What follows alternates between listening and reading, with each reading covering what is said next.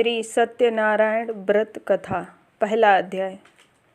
श्री व्यास जी ने कहा, एक समय नैमिषारण्य तीर्थ में सौनक आदि सभी ऋषियों तथा मुनियों ने पुराण शास्त्र के वेत्ता श्री सूत जी महाराज से पूछा, महामुने, किस व्रत अथवा तपस्या से मनोवांछित फल प्राप्त होता है, उसे हम सुनना चाहते हैं, आप कहें। श्री सूत जी बोले, इसी प्रकार देवर्षि नारद जी के द्वारा भी पूछे जाने पर भगवान कमलापति ने उनसे जैसा कहा था उसे कह रहा हूँ, आप लोग सावधान होकर सुने। एक समय योगी नारद जी लोगों के कल्याण की कामना से विविध लोकों में भ्रमण करते हुए मृत्युलोक में आए और यहाँ उन्होंने अपने कर्म फल के अनुसार नाना योनियों में उत्पन्न सभी प्राणियों को अनेक प्रकार के क्लेश दुख भोगते हुए देखा तथा किस प्रकार से इनके दुखों का सुनिश्चित रूप से नाश हो सकता है, ऐसा मन में विचार करके वे विष्णु लोक गए। वहाँ 4 भुजाओं वाले शंख चक्र गदा पद्म तथा वनमाला से विभूषित शुक्ल वर्ण भगवान श्री नारायण का दर्शन कर उन देवाधिदेव की वे स्तुति करने लगे। नारद जी बोले, हे वाणी और मन से परे स्वरूप वाले, अनंत शक्ति संपन्न, आदि मध्य और अंत से रहित, निर्गुण और सकल कल्याणमय, गुण गणों से संपन्न, स्थावर जंगात्मक, निखिल सृष्टि प्रपंच के कारणभूत तथा भक्तों की पीड़ा नष्ट करने वाले परमात्मन, आपको नमस्कार है। स्तुति सुनने के अनंतर भगवान श्री विष्णु जी ने नारद जी से कहा, महाभाग, आप किस प्रयोजन से यहाँ आए हैं, आपके मन में क्या है, कहिए, वह सब कुछ मैं आपको बताऊंगा। नारद जी बोले, भगवान, मृत्युलोक में आप अपने कर्मों के द्वारा विभिन्न योनियों में उत्पन्न सभी लोग बहुत प्रकार के क्लेशों से दुखी हो रहे हैं। हे नाथ, किस लघु उपाय से उनके कष्टों का निवारण हो सकेगा? यदि आपकी मेरे ऊपर कृपा हो तो वह सब मैं सुनना चाहता हूँ, उसे बताएं। श्री भगवान ने कहा, हे वत्स, संसार के ऊपर अनुग्रह करने की इच्छा से आपने बहुत अच्छी बात पूछी है। जिस व्रत के करने से प्राणी मोह से मुक्त हो जाता है उसे आपको बताता हूँ, सुनो। हे वत्स, स्वर्ग और मृत्युलोक में दुर्लभ भगवान सत्यनारायण का एक महान पुण्यप्रद व्रत है। आपके स्नेह के कारण इस समय मैं उसे कह रहा हूँ। अच्छी प्रकार विधि विधान से भगवान सत्यनारायण व्रत करके मनुष्य शीघ्र ही सुख प्रदान प्राप्त कर परलोक में मोक्ष प्राप्त कर सकता है। भगवान की ऐसी वाणी सुनकर नारद जी ने कहा, प्रभु, इस व्रत को करने का फल क्या है, इसका विधान क्या है, इस व्रत को किसने किया और इसे कब करना चाहिए, यह सब विस्तार पूर्वक बतलाइए। श्री भगवान ने कहा, यह सत्यनारायण व्रत दुख शोक आदि का शमन करने वाला, धन्य धान्य की वृद्धि करने वाला, सौभाग्य और संतान देने वाला तथा सर्वत्र विजय प्रदान करने वाला है। जिस किसी भी दिन भक्ति और श्रद्धा से समन्वित होकर मनुष्य ब्राह्मणों और बंधु बांधवों के साथ धर्म में तत्पर होकर सायंकाल भगवान सत्यनारायण की पूजा करे, नैवेद्य के रूप में उत्तम कोटि के भोजनीय पदार्थ को सवाया मात्रा में भक्तिपूर्वक अर्पित करना चाहिए। केले के फल, घी, दूध, गेहूं का चूर्ण अथवा गेहूं के चूर्ण के अभाव में साठी, चावल का चूर्ण, शक्कर या गुड़, यह सब भक्ष्य सामग्री सवाया मात्रा में एकत्र कर निवेदित करनी चाहिए। बंधु बांधवों के साथ श्री सत्यनारायण भगवान की कथा सुनकर ब्राह्मणों को दक्षिणा देनी चाहिए। तदंतर बंधु बांधवों के साथ ब्राह्मणों को भोजन कराना चाहिए। भक्तिपूर्वक प्रसाद ग्रहण करके नृत्य गीत आदि का आयोजन करना चाहिए। तदंतर भगवान सत्यनारायण का स्मरण करते हुए अपने घर जाना चाहिए। ऐसा करने से मनुष्य की अभिलाषा अवश्य पूर्ण होती है। विशेष रूप से कलयुग में पृथ्वी लोक में यह सबसे छोटा सा उपाय है। दूसरा अध्याय। श्री सूत जी बोले, हे द्विजों, अब मैं पुनः पूर्व काल में जिसने इस सत्यनारायण व्रत को किया उसे भली भांति विस्तार पूर्वक कहूँगा। रमणीय काशी नामक नगर में कोई अत्यंत निर्धन ब्राह्मण रहता था। भूख और प्यास से व्याकुल होकर वह प्रतिदिन पृथ्वी पर भटकता रहता था। ब्राह्मण प्रिय भगवान ने ब्राह्मण प्रिय भगवान ने उस दुखी ब्राह्मण को देखकर वृद्ध ब्राह्मण का रूप धारण करके उस द्विज के से आदर पूर्वक कहा, हे विप्र, प्रतिदिन अत्यंत दुखी होकर तुम किस लिए पृथ्वी पर भ्रमण करते हो? हे द्विज श्रेष्ठ, यह सब बतलाओ, मैं सुनना चाहता हूँ। ब्राह्मण बोला, प्रभो, मैं अत्यंत दरिद्र ब्राह्मण हूँ और भिक्षा के लिए ही पृथ्वी पर घूमा करता हूँ। यदि मेरी इस दरिद्रता को दूर करने का आप कोई उपाय जानते हो तो कृपा पूर्वक बतलाइए। वृद्ध ब्राह्मण बोला, हे ब्राह्मण देव, सत्यनारायण भगवान श्री विष्णु अभीष्ट फल को देने वाले हैं। हे विप्र, तुम उनका उत्तम व्रत करो जिसे करने से मनुष्य सभी दुखों से मुक्त हो जाता है। व्रत के विधान को भी ब्राह्मण से यत्नपूर्वक कहकर वृद्ध ब्राह्मण रूपधारी भगवान विष्णु वहीं पर अंतर्ध्यान हो गए। वृद्ध ब्राह्मण ने जैसा कहा है उस व्रत को अच्छी प्रकार से वैसे ही करूँगा, यह सोचते हुए उस ब्राह्मण को रात में नींद नहीं आई। अगले दिन प्रातःकाल उठकर सत्यनारायण व्रत करूँगा ऐसा संकल्प करके वह ब्राह्मण भिक्षा के लिए चल पड़ा। उस दिन ब्राह्मण को भिक्षा में बहुत सारा धन प्राप्त हुआ। उसी धन से उसने बंधु बांधवों के साथ भगवान सत्यनारायण का व्रत किया। इस व्रत के प्रभाव से वह श्रेष्ठ ब्राह्मण सभी दुखों से मुक्त होकर समस्त संपत्तियों से संपन्न हो गया। उस दिन से लेकर प्रत्येक महीने में उसने यह व्रत किया।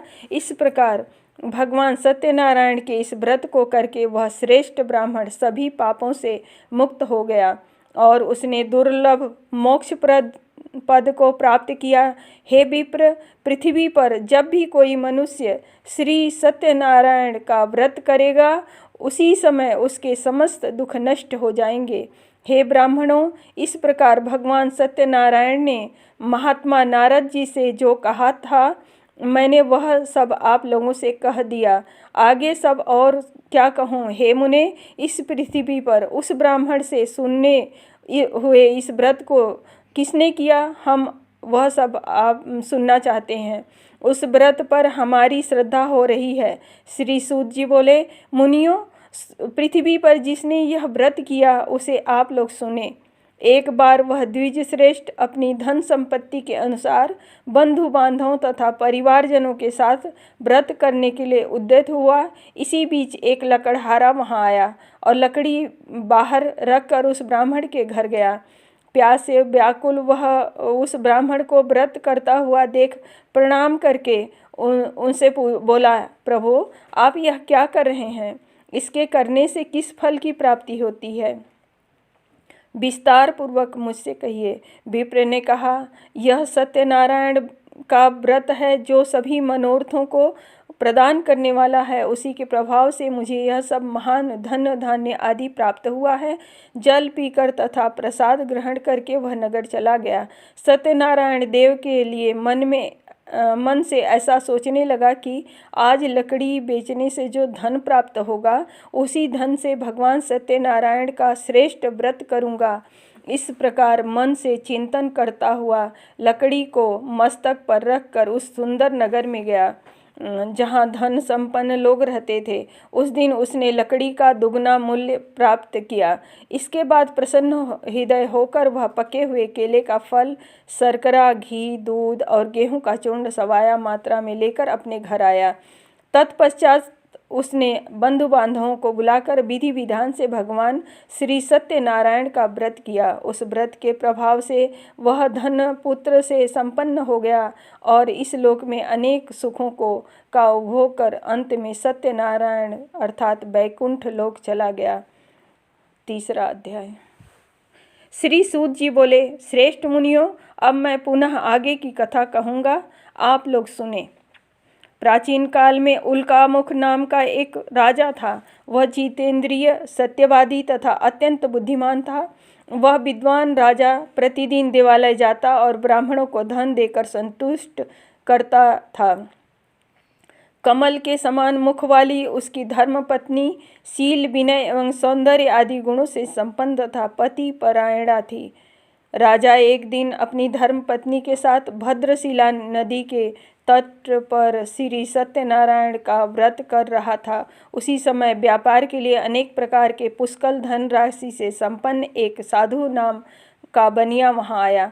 भद्रशिला नदी के तट पर नाव को स्थापित कर वह राजा के समीप गया और राजा को उस व्रत में दीक्षित देखकर विनय पूर्वक पूछने लगा। साधु ने कहा, राजन, आप भक्ति युक्त चित्त से यह क्या कर रहे हैं?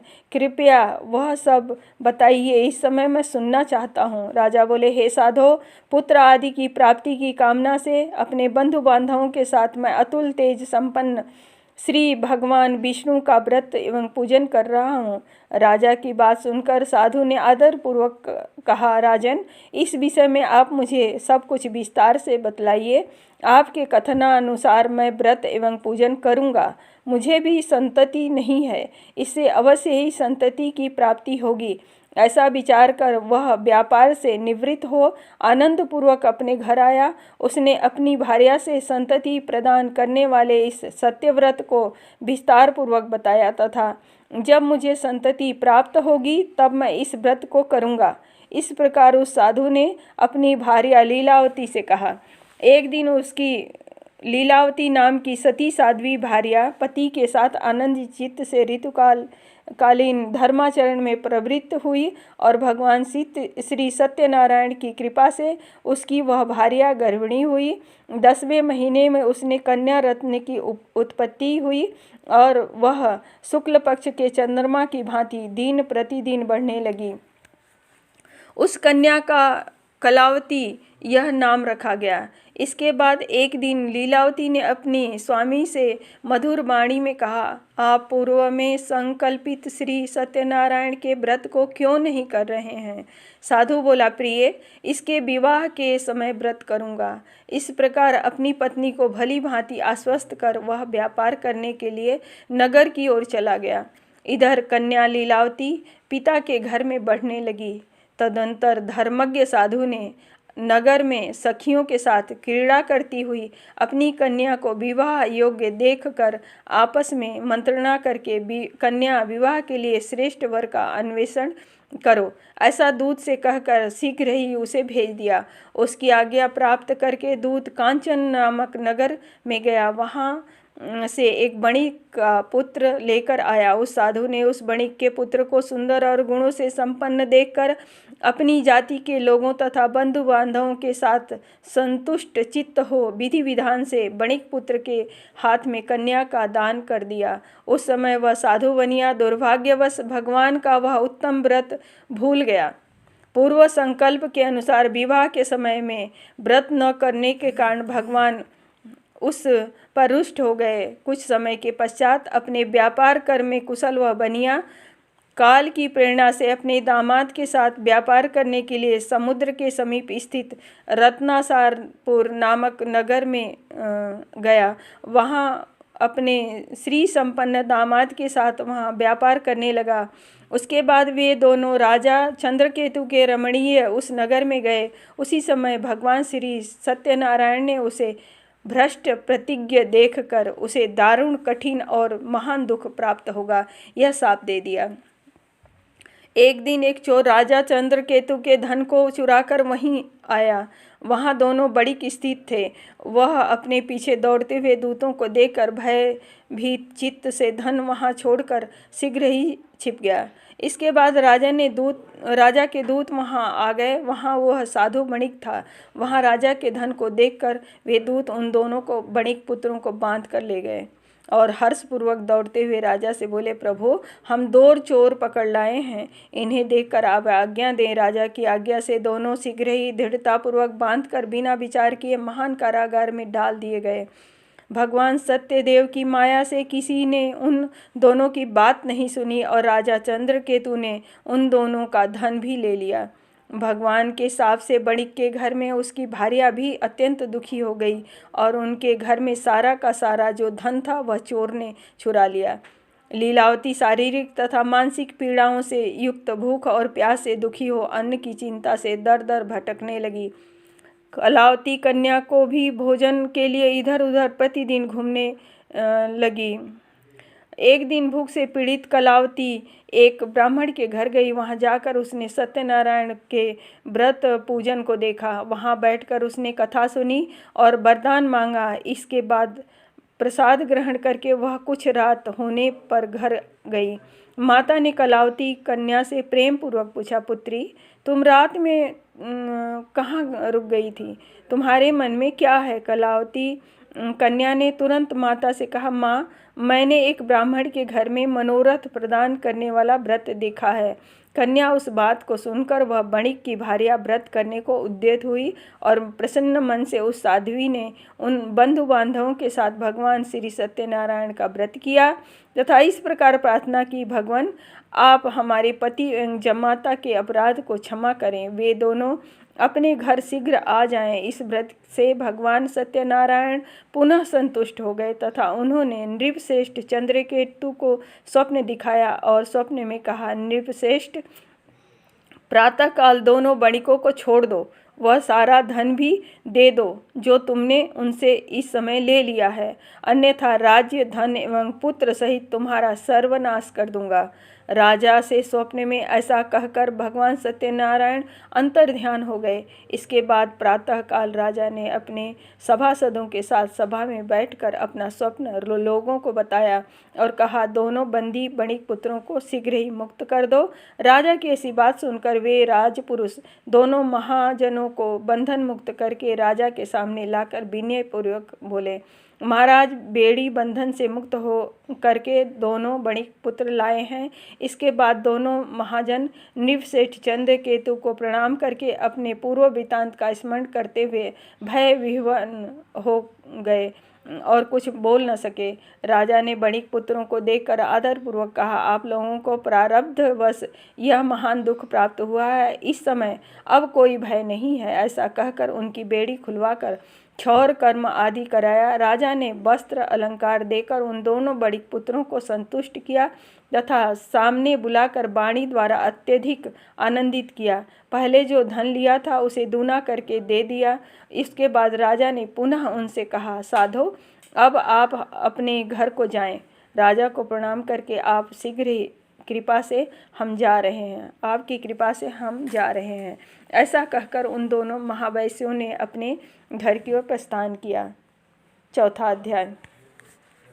श्री सूत जी बोले, साधु बनिया मंगलाचरण कर और ब्राह्मणों को धन देकर अपने नगर के लिए चल पड़ा। साधु के कुछ दूर जाने पर भगवान सत्यनारायण की उसकी सत्यता की परीक्षा के विषय में जिज्ञासा हुई। साधु, तुम्हारी नाव में क्या भरा है? तब धन के मद में चोर दोनों महाजनों ने अवहेलनापूर्वक हंसते हुए कहा, दंडीन, क्यों पूछ रहे हो? क्या कुछ द्रव्य लेने की इच्छा है? हमारी नाव में तो लता और पत्ते आदि भरे हैं। ऐसी निष्ठुर वाणी सुनकर तुम्हारा बात सच हो जाए, ऐसा कहकर दंडी सन्यासी को रूप धारण किए हुए भगवान कुछ दूर जाकर समुद्र के समीप बैठ गए।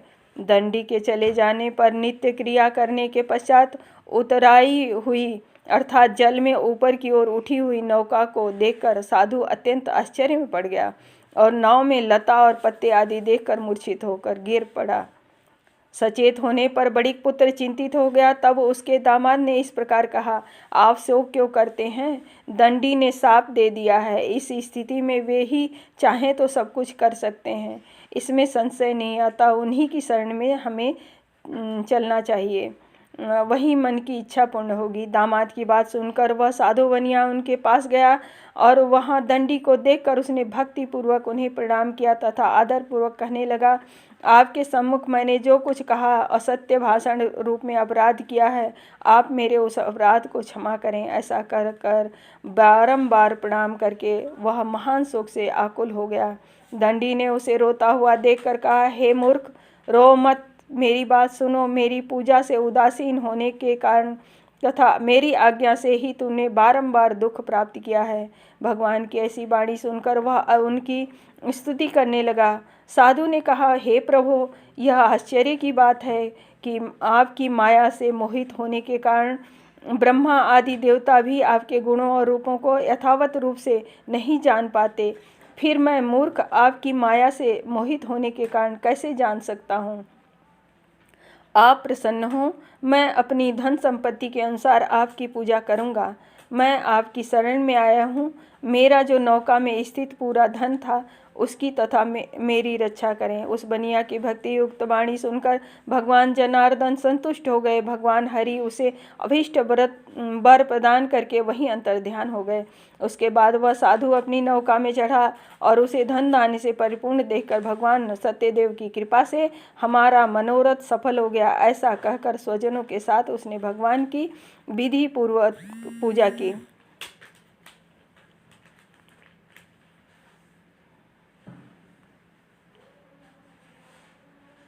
भगवान श्री सत्यनारायण की कृपा से वह आनंद से परिपूर्ण हो गया और नाव को यत्नपूर्वक संभाल कर उसने अपने देश के लिए प्रस्थान किया। साधु बनिया ने अपने दामाद से कहा, वह देखो मेरी रत्नपुरी नगरी दिखाई दे रही है।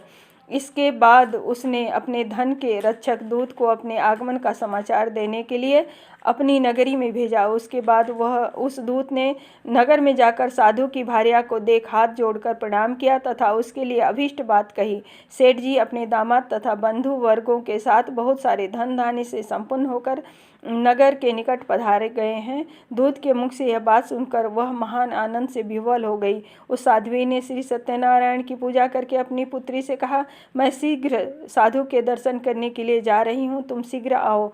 माता का ऐसा वचन सुनकर व्रत को समाप्त करके प्रसाद का परित्याग कर वह कलावती भी अपने पति का दर्शन करने के लिए चल पड़ी। इससे भगवान सत्यनारायण रुष्ट हो गए। उन्होंने उसके पति को तथा नौका को धन के साथ हरण करके जल में डुबो दिया। इसके बाद कलावती कन्या अपने पति को न देखकर महान शोक से रुदन करती हुई पृथ्वी पर गिर पड़ी। नाव का दर्शन तथा कन्या को अत्यंत दुखी देख भयभीत मन से साधु बनिया ने सोचा, यह क्या आश्चर्य हो गया। नाव का संचालन करने वाले भी सभी चिंतित हो गए। तदंतर वह लीलावती भी कन्या को देखकर विवल हो गई और अत्यंत दुख से विलाप करती हुई अपने पति से इस प्रकार बोली, अभी अभी नौका के साथ वह कैसे अलक्षित हो गया। न जाने किस देवता की उपेक्षा से वह नौका हरण कर ली गई है, अथवा श्री सत्यनारायण का महात्म्य कौन जान सकता है। ऐसा कहकर वह स्वजनों के साथ विलाप करने लगी। कलावती कन्या को गोद में लेकर रोने लगी। कलावती कन्या भी अपने पति के नष्ट हो जाने पर दुखी हो गई और पति की पादुका लेकर उनका अनुगमन करने के लिए उसने मन में निश्चय किया। कन्या के इस प्रकार के आचरण को देख भार्या सहित वह धर्मज्ञ साधु बनिया अत्यंत शोक संतप्त हो गया और सोचने लगा, या तो भगवान सत्यनारायण ने यह हरण किया है अथवा हम सभी भगवान सत्यदेव की माया से मोहित हो गए हैं। अपनी धन शक्ति के अनुसार मैं भगवान श्री सत्यनारायण की पूजा करूंगा। सभी को बुलाकर इस प्रकार कहकर उसने अपने मन की इच्छा प्रकट की और बारंबार भगवान सत्यदेव को दंडवत प्रणाम किया। इससे दिनों के परिपालक भगवान सत्यदेव प्रसन्न हो गए। भक्त वत्सल भगवान ने कृपा पूर्वक कहा, तुम्हारी कन्या प्रसाद छोड़कर अपने पति को देखने चली आई है। निश्चय ही इसी कारण उसका पति अदृश्य हो गया है। यदि घर जाकर प्रसाद ग्रहण करके पुनः वह आए तो हे साधु बनिया, तुम्हारी पुत्री पति को प्राप्त करेगी, इसमें संशय नहीं है। कन्या कलावती भी आकाश मंडल से ऐसी वाणी सुनकर शीघ्र ही घर गई और उसने प्रसाद ग्रहण किया। पुनः आकर स्वजनों तथा अपने पति को देखा। तब कलावती कन्या ने अपने पिता से कहा, अब तो घर चलें, विलंब क्यों कर रहे हैं। कन्या की बात सुनकर बणिक पुत्र संतुष्ट हो गया और विधि विधान से भगवान सत्यनारायण का पूजन करके धन तथा बंधु बांधवों के साथ अपने घर गया। तदंतर पूर्णिमा तथा संक्रांति पर्वों पर भगवान सत्यनारायण का पूजन करते हुए इस लोक में सुख भोगकर अंत में वह सत्यपुर वैकुंठ लोक में चला गया।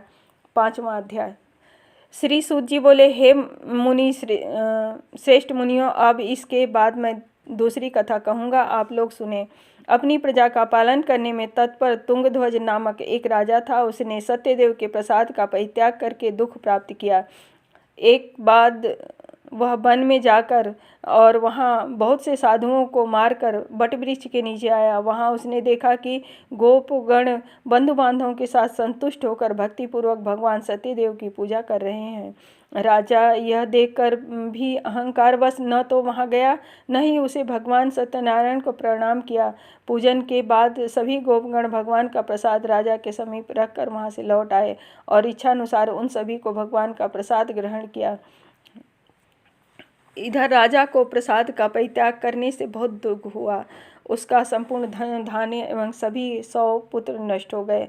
राजा ने मन में यह निश्चय किया कि अवश्य भगवान सत्यनारायण ने हमारा नाश कर दिया है, इसलिए मुझे वहाँ जाना चाहिए जहाँ श्री सत्यनारायण का पूजन हो रहा हो। ऐसा मन में निश्चय करके वह राजा गोपगणों के समीप गया और उसने गोपगणों के साथ भक्ति श्रद्धा से युक्त होकर विधिपूर्वक भगवान सत्यदेव की पूजा की।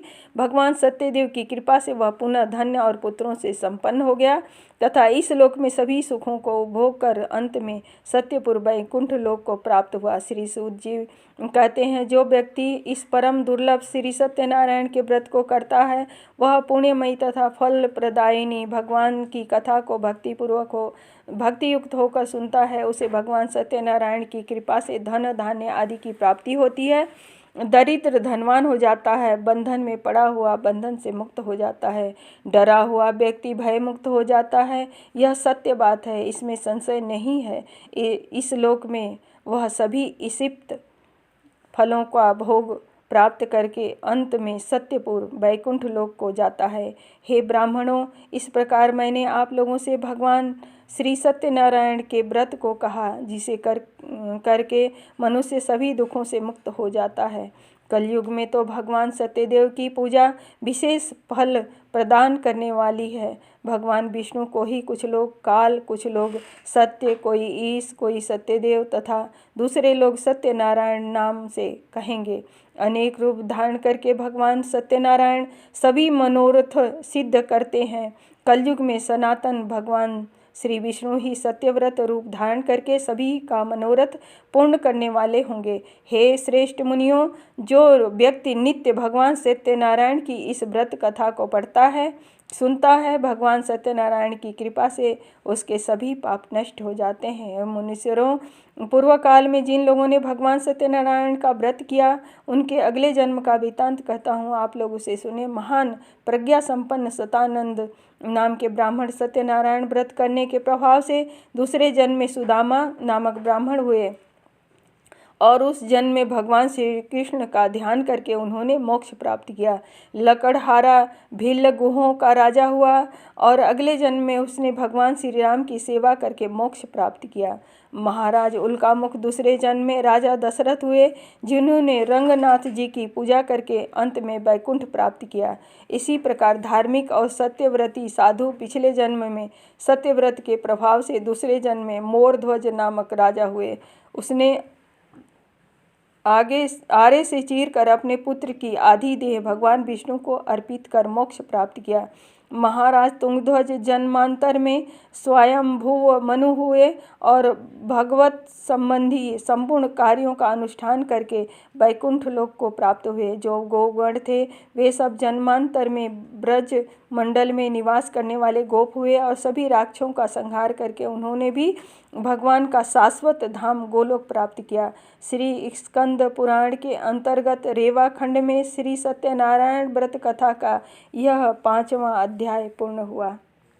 बोलो श्री सत्यनारायण भगवान की जय।